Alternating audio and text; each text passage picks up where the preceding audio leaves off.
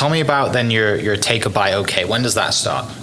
That started about 8 or 9 years ago.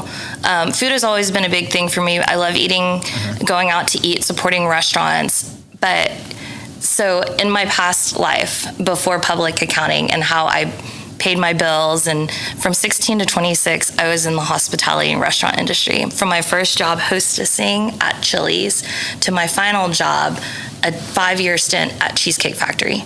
I opened the Cheesecake Factory, was part of the opening team, and stayed there. I actually stayed there for 3 months where it crossovered into public accounting life because I didn't want to leave the money. Yeah. So I was working 40 to 55 hours public accounting and the waiting table still on the weekends.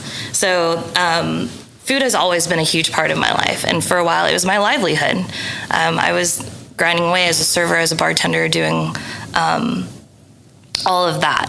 So when I transitioned over and got my, started public accounting and all of this, I still have a lot of friends in the industry, and I still know a ton of people actually from those days. It's actually wild to think about. And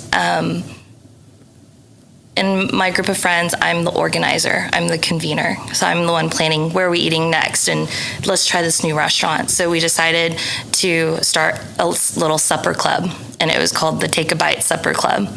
And with that, jumped on the Instagram handle and started posting pictures. And boy, I think I went back and cleaned it up. But the photos from before, you don't want to scroll back that far. Yeah. I'm pretty sure I cleaned it up. They were so grainy and gross and awful, but it was a thing. Taking pictures of your food wasn't always a thing.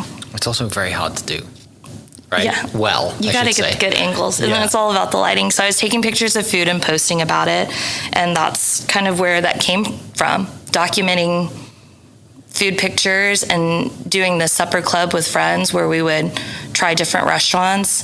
And then I started a Facebook group that had like 100 friends in it, and then people could add other people, and I've made friendships through that too. Two of my friends, Sandy and Dane, I met them when I decided to do a Taste of Korea Take a Bite event, and somebody invited them to come, and that person ended up no-showing, and we ended up hanging out in the parking lot and talking to each other. And now, that was probably like 5 years ago. Now we're super great friends, and it was all because they decided to come and eat Korean food with people they didn't know.